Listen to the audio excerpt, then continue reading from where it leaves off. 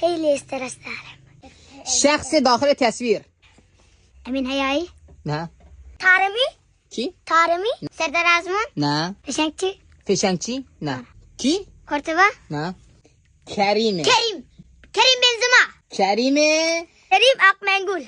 کریم با جان؟ بابایی. نه. مامانی. نه. کریمه باقری. درسته بردارید. نه. این لوگو مربوط به کدام باشگاهه؟ باشگاه فوتبالی. اوقا. کبوتر بازان. نه. انگلیسی بلد نیستم. جان؟ ملوان. نه. افغانستان.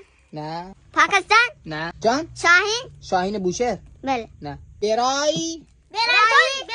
برایتون درسته ماشاءالله. کدام بازیکن ایرانی در تیم اینتر میلان بازی کرده است؟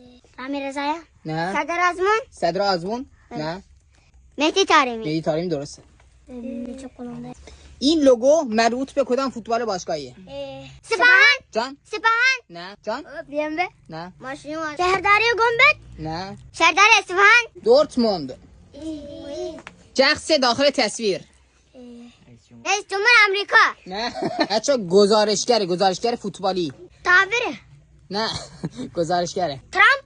نه. جان؟ پوتین. نه. سرهنگ خیابانی. سرهنگ گزارشگر. بهش میگن سرهنگ. درجه‌اش کو. علی بیغن. جان؟ سرهنگ علی بیغن. نه. سرهنگ علی دایی. نه. شخص داخل تصویر. گوگوش. نه. سنه یا مرده. فامیلش لورستانیه. خدیجه لورستانی.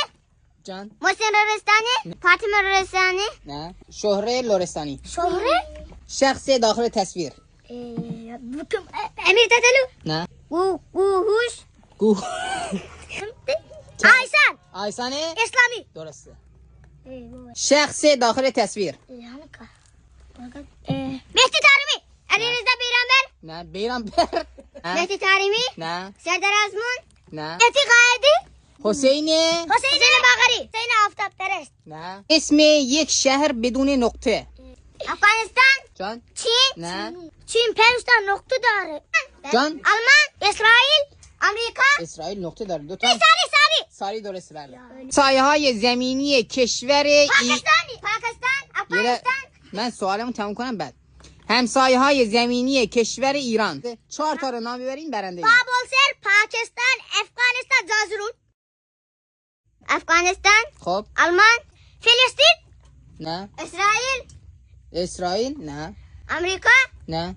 آلمان. کشورهایی که زبان رسمیشان زبان فارسی است. جان؟ ترکیه. نه. امریکا. نه. اسرائیل. نه. فرانسه. نه. ایران.